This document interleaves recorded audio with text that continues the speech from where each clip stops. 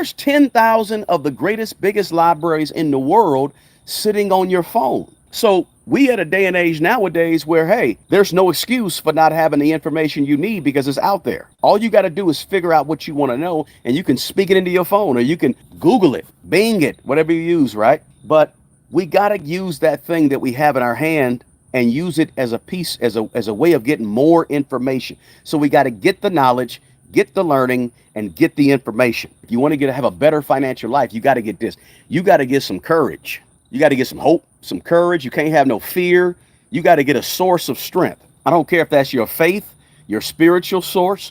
You got to get something in you that says you're going to try to do what you have to do no matter what. Now, I don't want to get preachy on you, but I'm just telling you that you got to get courage if you want to have a better financial life. Anything that sparks up fear, get rid of it. You don't need it. You have to get some type of resolve about yourself, about what you're doing with your personal finances. That says, I'm going to do it regardless.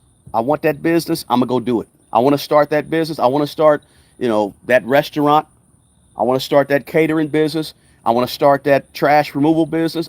You got to get the courage to do it. A lot of times people get held back because they just don't have enough courage to do what they want to do. I don't care. You could be 40 years old and watching this and you want to be a doctor. You go get it. Go do it. Get the courage up to do it. Forget about that. Oh, I might fail. Forget about that. Forget about failure, right? But you can't be wishy-washy and ride the fence and still build wealth at the same time.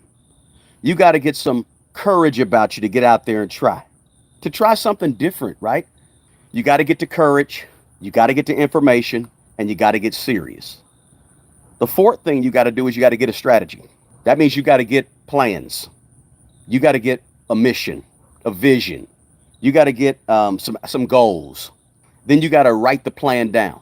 Write the plan, make it plain. Habakkuk, I don't know exactly where it is in Habakkuk, but you got to have a strategy, and you got to have your own strategy. Don't look at me and take my strategy, although you can copy my strategy. I don't mind. You can use it to formulate your own, but you are a unique person. You are your own person. So you got to get your own strategy. You got to get your own vision. Listen, this is what I notice about people that build wealth and people that don't build wealth. There's a big difference. Here's one of the really big differences that it's really hard to articulate, and most people don't talk about it. But one of the big differences is people that build wealth, they typically are people who can see things that aren't there.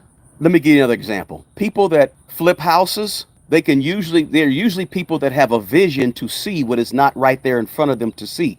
Same concept when it comes to building wealth. If you're trying to build wealth for the future, you have to be able to see things that are not there yet.